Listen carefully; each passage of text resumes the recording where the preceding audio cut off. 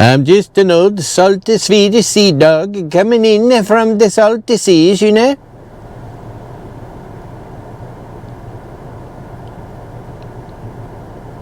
Just a moment.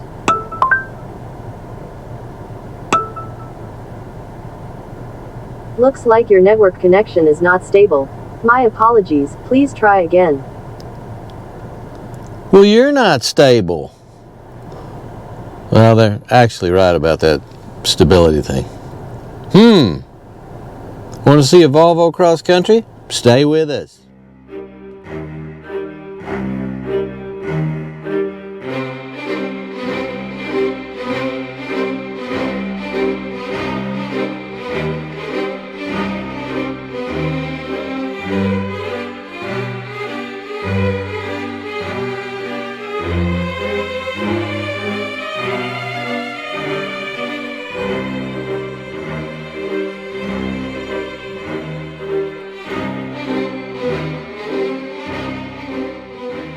Hello, friends.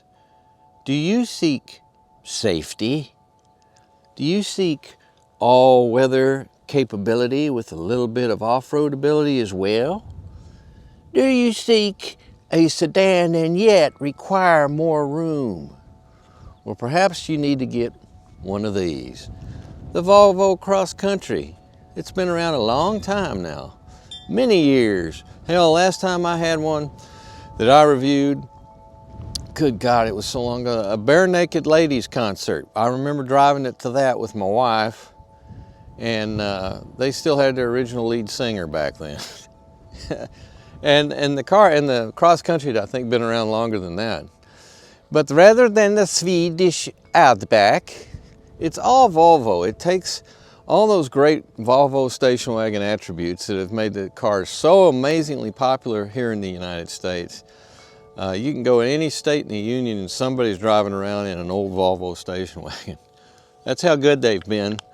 And why? You know, why are they so loved by so many people? Well, they're real practical, but they're not a big hulking SUV truck-like creature.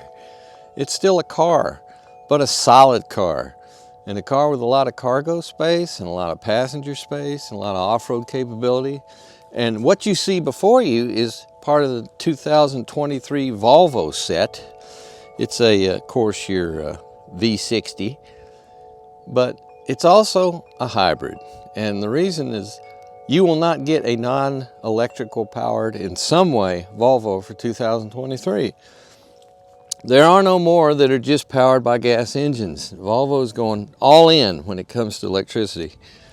So you got all electric vehicles, you got plug-in hybrid vehicles, and then you got this thing right here, which is a hybrid, a regular mild hybrid.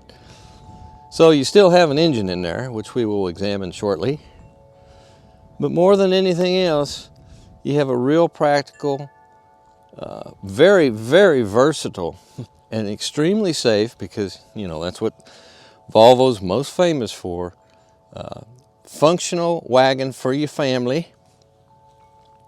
All at a price that is not near as bad as a lot of the SUVs comparably equipped would be. And it also has excellent performance because it's got a fair amount of power to it. So we'll look at all that. And I ask you this, if you're thinking about an SUV, think about a wagon instead, because it just makes a lot more sense in a lot of ways for most people. Rather than getting a huge, tall SUV, this thing is much more practical in terms of its driving dynamics. It'll fit in a smaller garage. It's easier to park. It has all these things that make cars cars, and yet it has an awful lot of attributes to make SUVs SUVs. So, shall we go cross this country in this vehicle? Stick with us. Well, lucky hair. Something you may observe right off the bat is that we have an engine in our engine bay and not just an electric motor.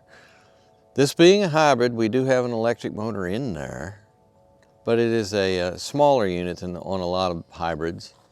But it's still there, and it's still helping to enhance fuel economy and lower emissions, all the things that hybrids do so well. But the main powerhouse of this thing is a 2-liter turbocharged inline 4-cylinder.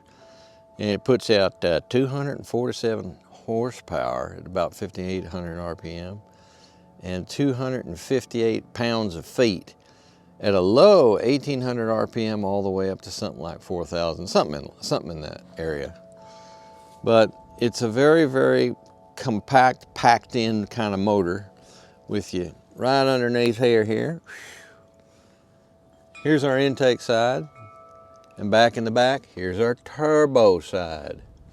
There's the cold side, and there's the flaming hot side, hence the protection. And it is, of course, intercooled. And it also has this thing I love to see on these Volvos, this massive superstructure right here that helps stabilize the entire unit and eliminate vibration as much as possible. So, I mean, they're going all the smooth route. They want to get rid of all these gas engines anyway, because for environmental reasons, as much as anything else, that's the way Volvo is. They care about these things. And it's a throaty little power plant, to be sure. And when you couple it with the all-wheel drive system, which has an off-road mode, and if you hear me unfolding here, what do we got in the way of transmission? We have an 8-speed Geartronic automatic with start-stop. So it's got that going for it. But it's a real practical drivetrain for this kind of vehicle.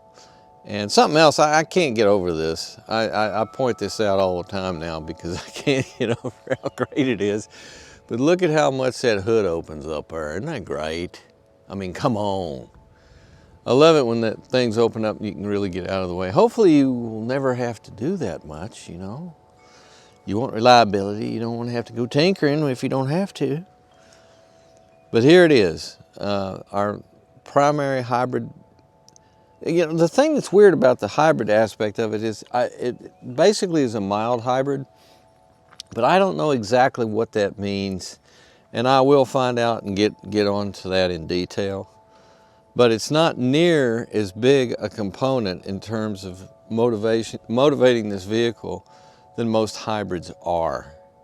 And so this is, for those of you that love the internal combustion, in the Volvo lineup, this is one of the few you can get that is overwhelmingly based on that and does have an engine that will seem very familiar to you in terms of its sound and its everything it does, and it has a conventional transmission instead of automatic transmission, I should say, instead of a CVT, which is what most hybrids have. So there you go. I almost want to leave that, you know, if the wind comes up just right behind you and you leave this hood open, you could probably look, it's designed this way, I bet, but you could look, if the hood popped open, which it won't, you could actually look through the bottom of the hood and still see where you're going. I tell you what, they think of everything, don't they? Yes, they do. In what is becoming the rule, we have absolutely massive wheels on our cross country, in fact 20 inches. The tire size is 245/40 R20, which is big. That is a huge wheel. It still has some meat on it, and this is a very, very nice all-terrain, I keep saying all-terrain when I mean all-season, but these are Pirellis, and very, very well suited towards a broad variety of driving conditions, including snow and ice. These tires will probably do quite well. I would be able to test it in snow and ice usually this time of year, but it's almost 60 degrees, which is difficult to explain. And as we look further, boy, I do love that paint scheme. Isn't that beautiful? Woo! I like the little cross country down here and the incredibly dirty what do you call that rocker panel there? Hi everybody, good to see you. Let's have a look in this cargo area. Whee! Yeah.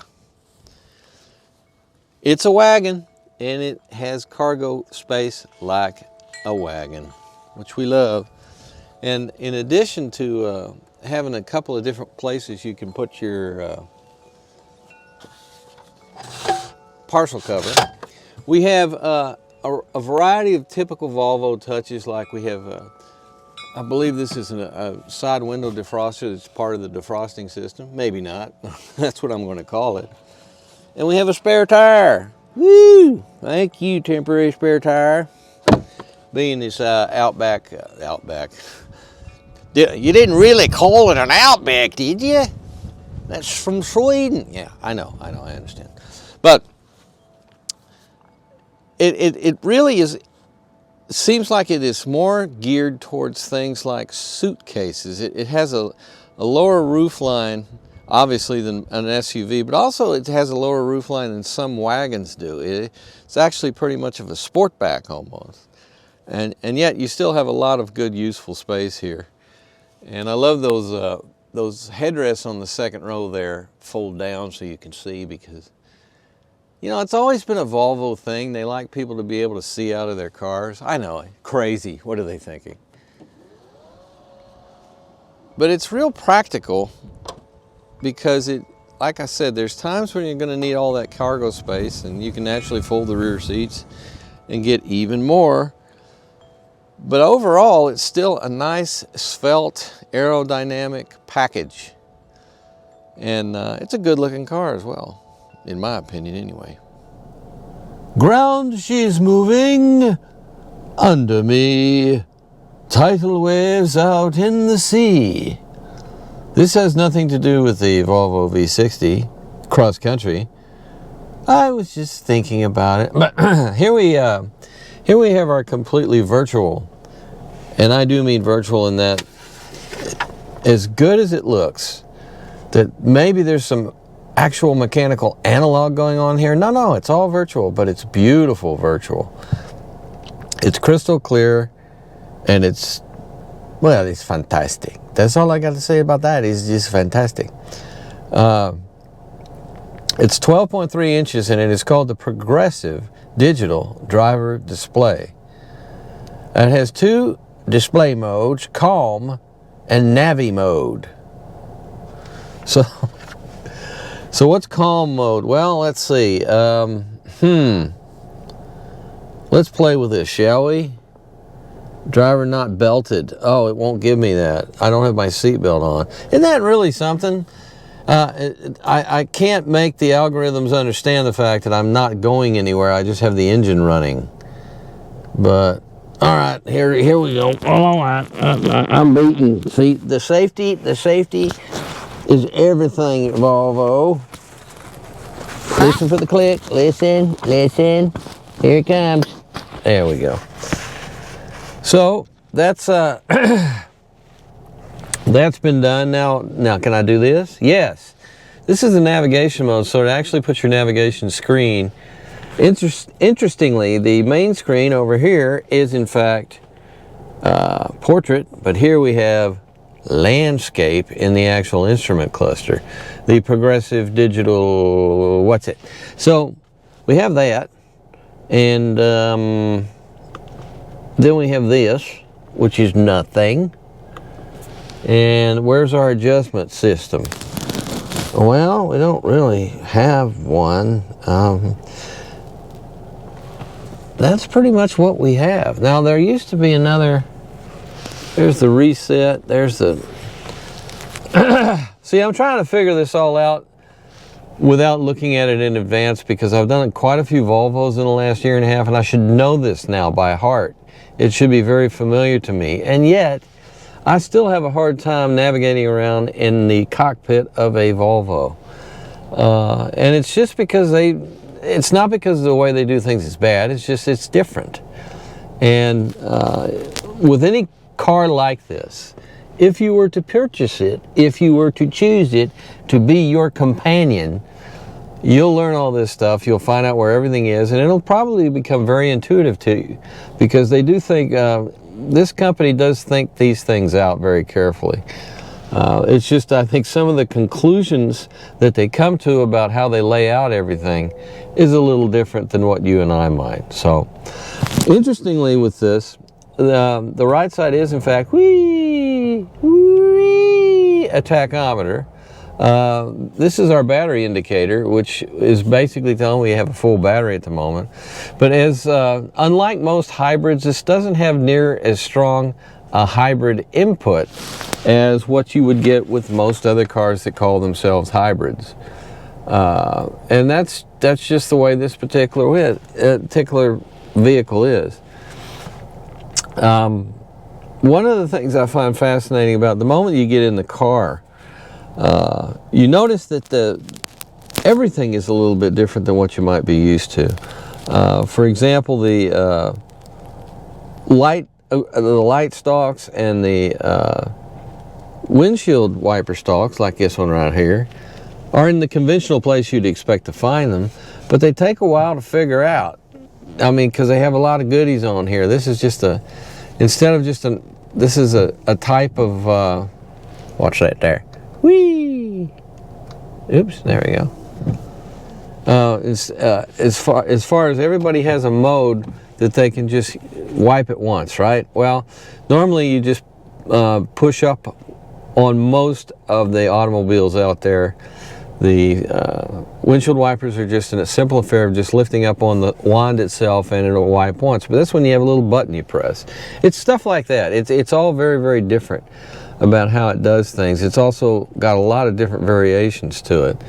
The one thing I like the most is cleaning is the same. You pull in to do the front like so. Whee!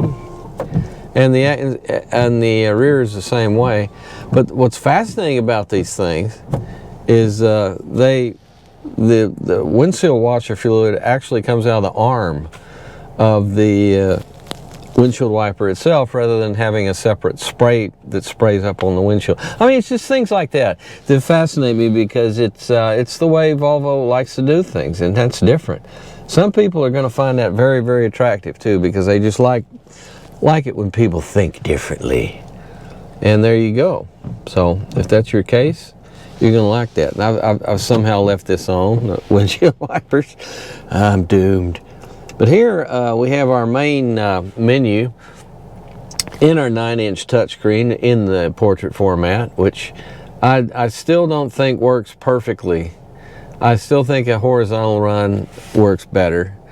A landscape format is better for these things. But then again, a lot of companies now are doing the portrait thing. So if you like it, you'll be really happy with it.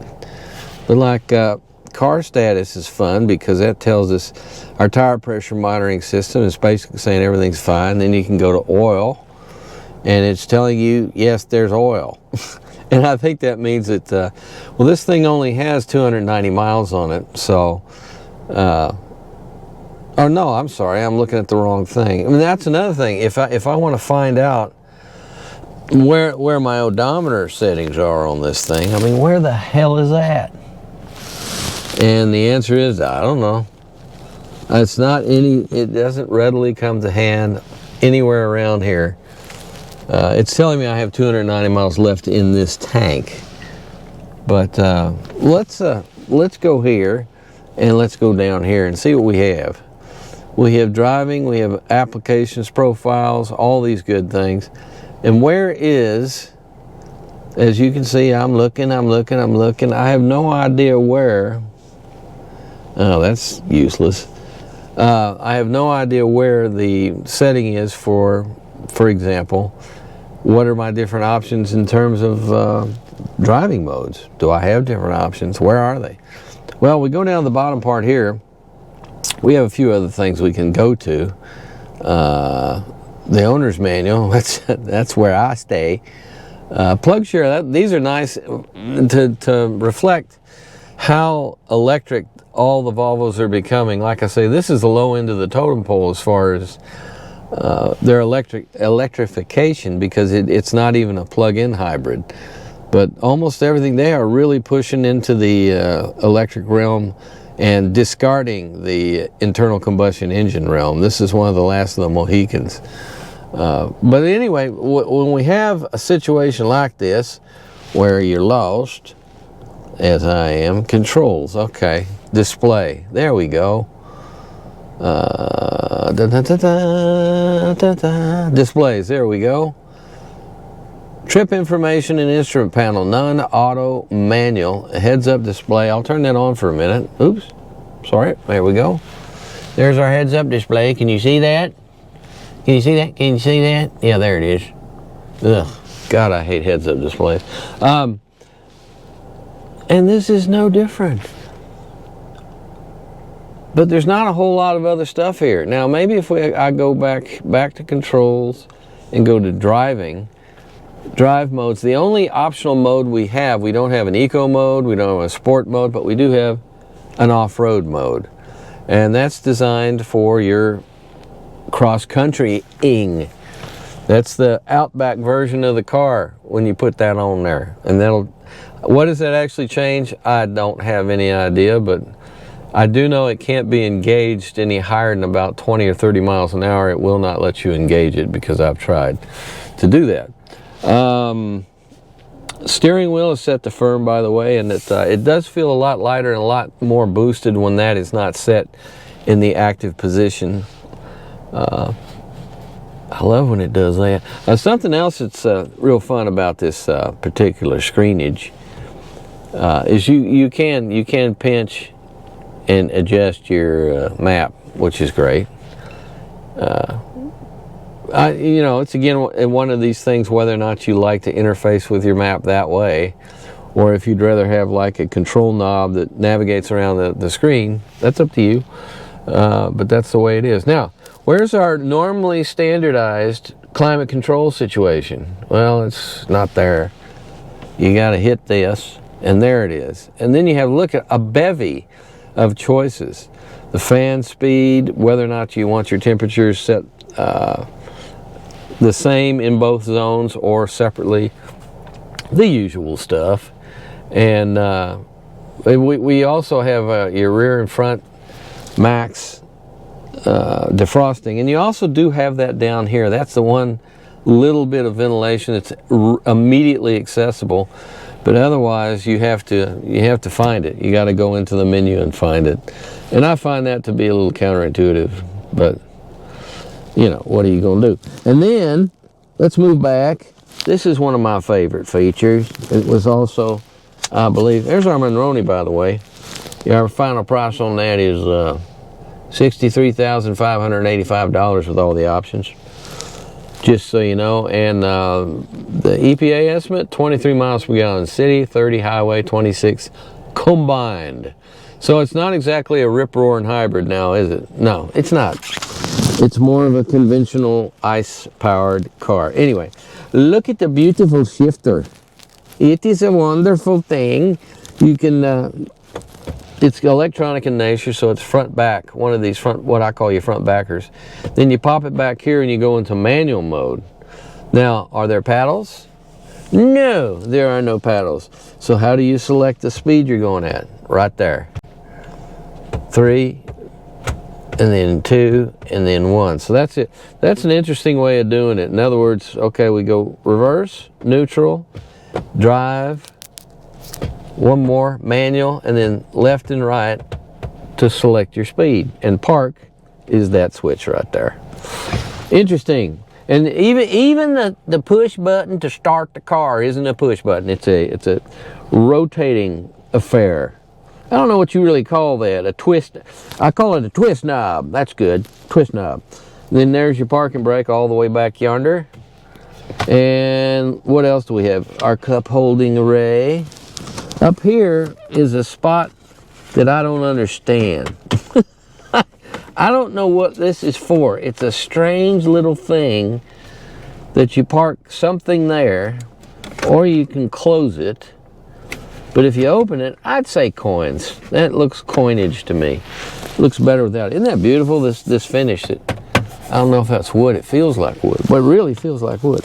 Our little console here, what do we have inside there? Well, you got your USB-C and your I think you got 2 of them. Yeah, you got 2 USB-Cs in here. And if you go all the way back there, you're almost in the back seat, and you can adjust, you can turn the seat heat up for the people that are back there. If they're distracted and they're not paying attention to you, you can heat them right up, and they won't even know that's happening. I don't believe I have a charger in this car, which is kind of a missing thing for a it's kind of a missing thing for a car of $63,000 vintage. So I don't know. These seats, by the way, are extremely comfortable and have a bevy of adjustments. This is Napa leather, of course, and it's both heated and ventilated. But again, you got to go in here and press another menu, ventilation and heat. And I guess it's just doing the left one. Oh yeah, here, I'm sorry, here's our right over here, yeah. There's your ventilation. Can you hear that? Woo! Oh yeah, that's, I would call that outstanding. That is real nice. Woo, boy. That'll blow your skirt right up. We do have, by the way, an extremely good Bowers and Wilkins sound system, including the little speaker here that I've become very fond of. It looks like almost like a little droid assistant sitting up in there for you. So how's our room? Well, our room is very, very good for the most part. I'm going to put the seat back a little bit here, but there's tons of headroom. And this is our panorama that I'm opening. Whee! And I'm actually opening the entire thing. That's as far as the sunroof actually goes. And if I do this, there we're closing. There we go. So there's our panorama, which is really nice because it's quite generous in its scope. It keeps the entire cabin happy as far as room goes. So, what are we flickering there? I see flickering. Why is that? That's interesting that that's flickering. Because I thought I had this thing set up to pretty much handle most of the screens and everything else flicker free, which the screens are flicker free, but now we got this little flickering hazard warning thing, you see. I don't understand that. Anyway, let's go aft, shall we?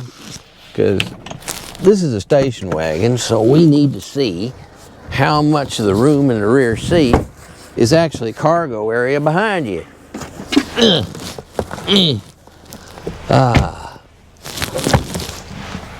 Oops, the heater's on here. How did that happen? Whoops, there we go. But as you can see, you do have your own heated seating back here. And the room is very, very good. Even with the front seat back quite a bit, I still have a generous amount of headroom. Excuse me, foot room. What are these? Oh yeah, your appendages. There's plenty of appendage room.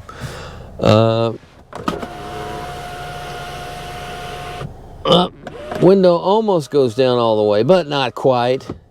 But here's our really excellent map light right up there. Here you got your hook thing where you can put stuff. Here's where you hang your suit jacket. What else do we have here? We have a lot of room. We have a monstrous drive tunnel, but that may be involved with the rear drivetrain, which we're going to be looking at very shortly. Well, in a little while. And here we have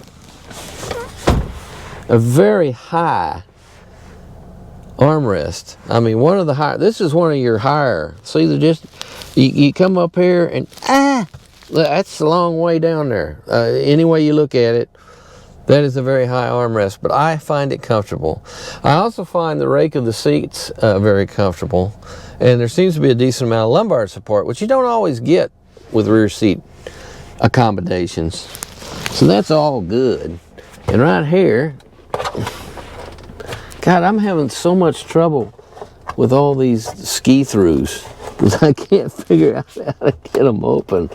Well, I'm assuming, let's see here, let me have a look. Ow. Oh, hey. Yeah, I think there's a way through, but you also have a generous amount of cargo area, which you've already seen, haven't you? Have I shown you the cargo area? I don't even remember. I must have. It's beautifully finished back here. And of course the seats fold like so. Like so, you see. Very easy, very simple, very elegant, very functional, very utilitarian. Very, very, very, very.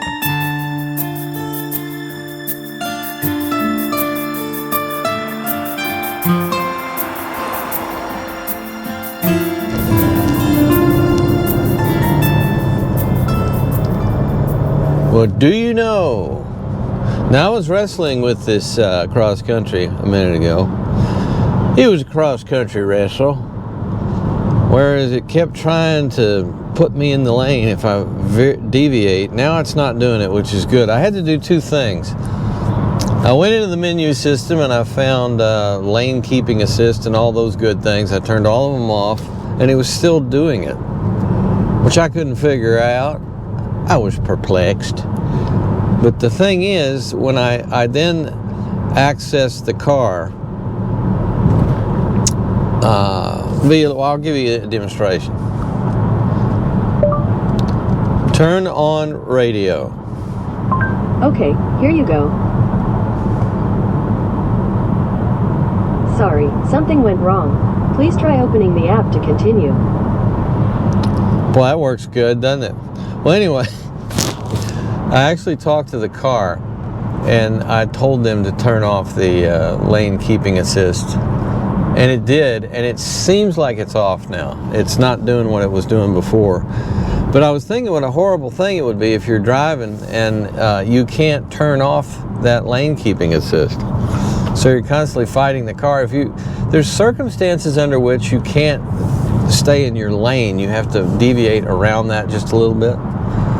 And if the car is fighting you, trying to keep you in the lane, it's not dangerous because you can overpower it, but it's annoying as hell is what it is.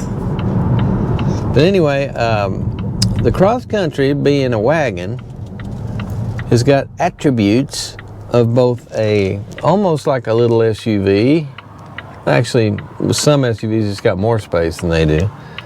And a sedan, which is the handling and the ride quality and everything else. Now, the thing about this car that fascinates me is I had the sedan version of this car, same class, the 60 class, in Volvo land, not long ago at all. And this car is got a very similar chassis, obviously. It's the same basic platform family. But it really does feel a lot taller than that sedan did, which I find surprising. Because it doesn't look like it's that much higher off the ground, but you can tell that it is. It's not, and I don't mean this in it's top heavy or anything like that. No, nothing like that. It's just, you can detect it. You can tell that you're driving a taller vehicle just because of the way, how it feels. The cornering is still great, and the ride quality on this vehicle is also interesting to me because it's pretty firm.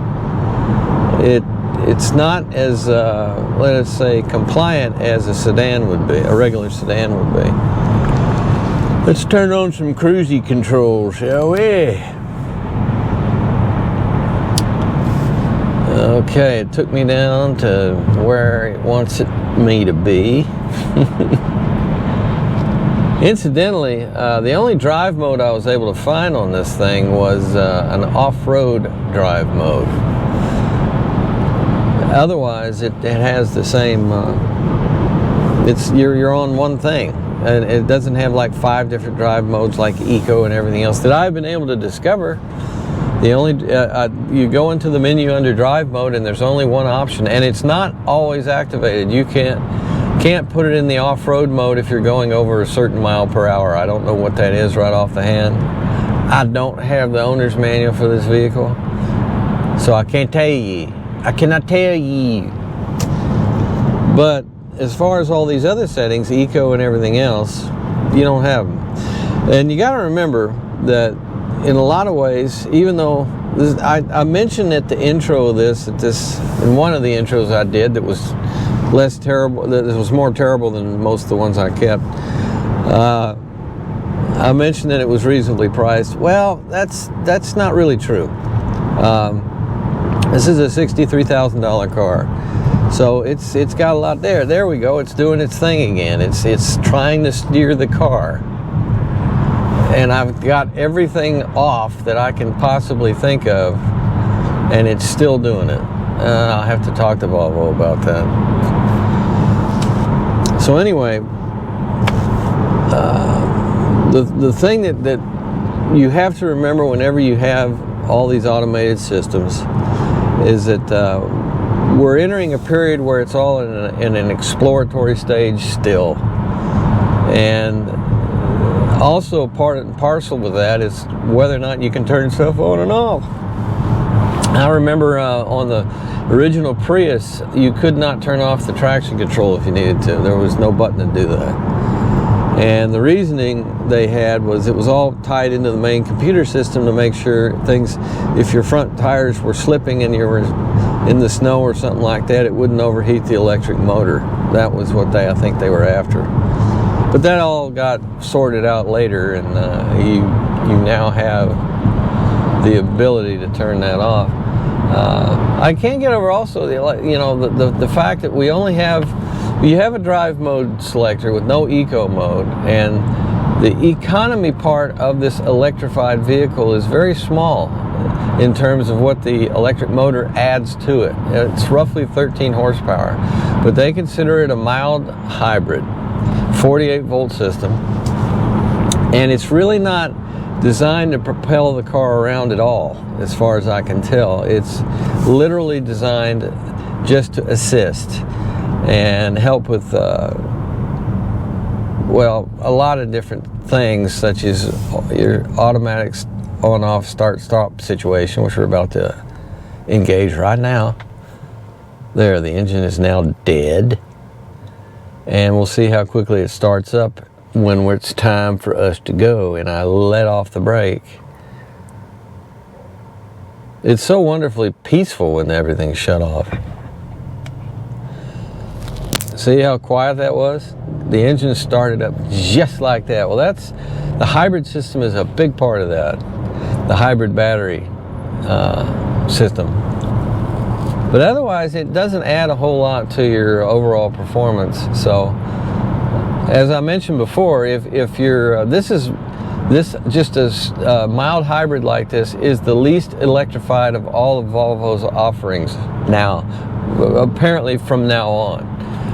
They're real big on going to electric with everything, and there's a lot of recharges, which are the plug-in hybrids. This is not one of them, though. So you get that little bit of assistance. Is it going to help mileage a lot? We'll see. I'm not sure. There's so many things I like about Volvos. I really do. I like a lot of the way they do things, but there's so many things I don't like as well. For example, I always find the controls a pain to get used to. You have to really mess around with things to get comfortable with where everything is, because so much is based on this portrait touchscreen system. Another thing about it that is like that is just where all the switchgear is and what things can and can't do, and how you change the like the trip computer type stuff.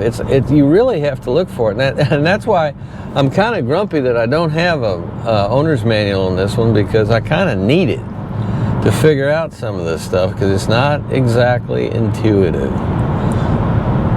But like everything else, if you were to buy this car, you'll get used to it. You will learn its ways, and you'll get comfortable with everything, because there's nothing glaringly wrong with anything. It's just different. I don't find anything about it like really stupid or so counterintuitive that it's just it makes driving a chore instead of a pleasure. But anyway, the cruise control system offers a what they call autopilot, and I've turned off the steering aspect of that. But the adaptive cruise control works about as well as any adaptive cruise control, which is to say good, not perfect. And if you do activate the, which I think I can probably do on the fly here, I can probably pilot assist, steering assist. There we go. Now it's on. And it immediately starts driving the car. I can feel it already. It's already twisting and turning. How are you going to handle this? Here's where we hit our crosswinds. So it's steering us through this corner very nicely. The winds are blowing sideways against us and it doesn't seem to be freaking out. Hi, how are you?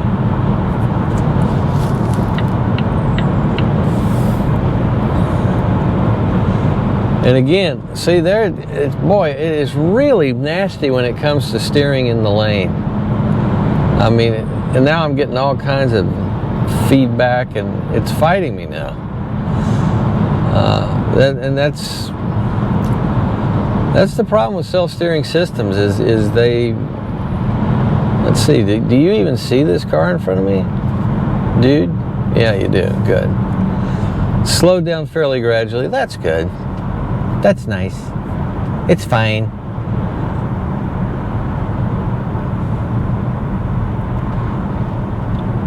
Alrighty. Let's pop in to here. How do you just turn this thing off like that? It's weird now that the steering assist is off with the autopilot thingy. It feels completely, the steering feels very different.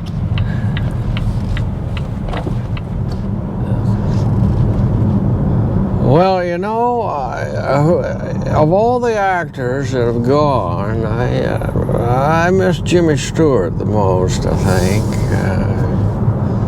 He just had a way about him that was unique. So, we're going down one of my favorite test roads here. And the thing that fascinates me about this car is the suspension is, first of all, it's non-adjustable. Don't have no air aspects to it or anything like that. It's just a standard tune, as they say. And so what it has to be designed for is designed to be able to do a little light off-road work, carry a fair amount of weight with passengers and cargo and all, but it also needs to have a degree of compliance. Being a sedan, I kind of expect it to have a good ride quality, a decent amount of compliance over rough surfaces. And it does, but it also seems to be a little bit on the firm side. And as there's no sports settings or anything like that, they have to, it's always a compromise to set it up to solve all these problems as far as compliance, firmness, cargo capability, all that stuff. And if it's done right, it does. And you get rid of a lot of complexity and automatic ride controls and all the rest of it. But at the same time, you're trying to serve many different masters, you see, with a suspension on a vehicle like this. So we're going to have a look here around this corner. If there weren't so many people around here. But this is one of my favorites to test because it's a bumpy corner. And nothing tells you more about the handling of your car than a bumpy corner. And this feels very planted, very sure-footed. It's a good tune to this suspension. I think people that enjoy a more sporting type of vehicle are going to be perfectly happy with this. Steering response is good, and we also have this this crazy thing you can do. Oh, I don't want that, sorry. Let's go here. Let's go here. Let's go here. Driving dynamics. Steering feel firm. Well, that's what I have it on now, so I'm going to take it off. We now no longer have it on steering feel firm. And how floaty does it feel? Does it feel that different? Not really. Let's go back to firm for a second. Yeah, there's a difference. There is a palpable difference. And that would just be, does it really change how the steering steers? No. Just the amount of feel. It's hard to characterize, really. It just feels a little stiffer. And some people would like something lighter that's a little bit more, that's a little bit more stupid touchscreen crap. Sorry, did I say that? What just happened here? I gotta go all the way back because it kicked me off because of whatever reason it felt like. Here we go. Let's go back to light steering.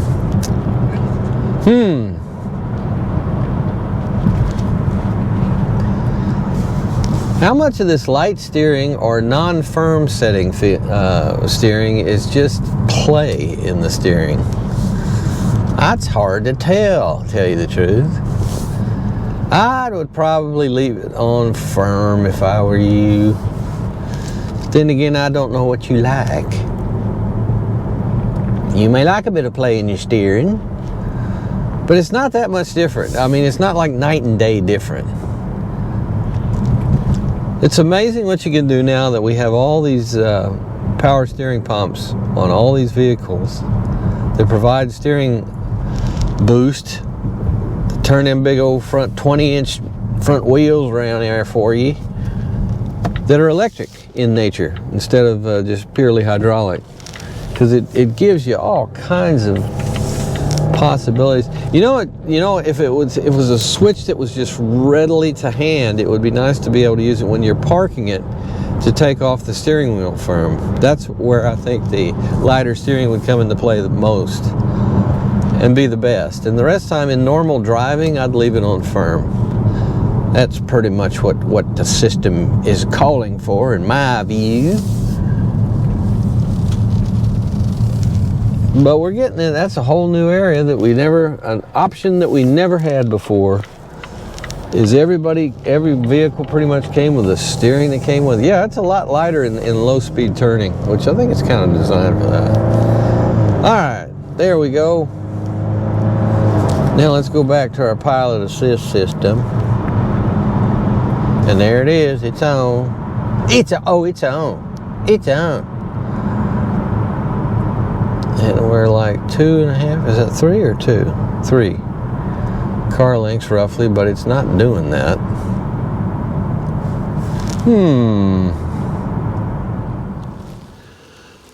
Does this look strangely familiar? To those of you who have followed the channel, you will note I love this rear suspension on these C-Series cars, the C60 in particular. And here we have the V60, the wagon version, but it does have the same basic rear suspension, including this incredible composite leaf spring. You see it runs all the way across to the other side there.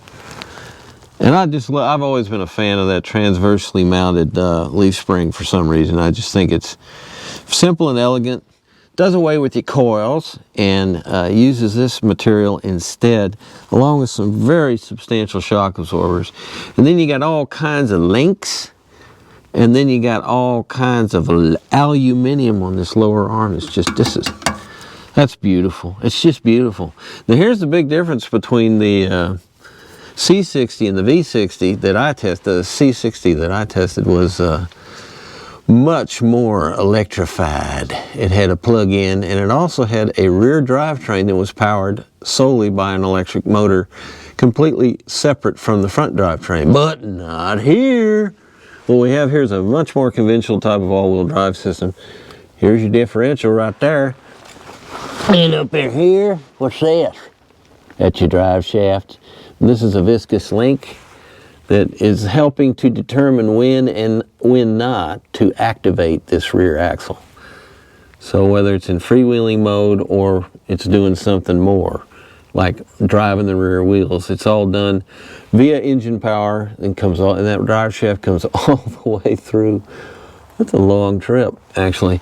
As you can see, the ground clearance on our cross country is good, and we have some protective protectors here to kind of shield stuff, but the main protection aspect is the fact that everything is well tucked into the chassis, so that if you do scrape on a few things, it shouldn't be a problem at all, and it's high enough off the ground that you won't be doing that much scraping anyway. So, but anyway, very similar to the C60, the V60 has this beautiful that I'm in love with.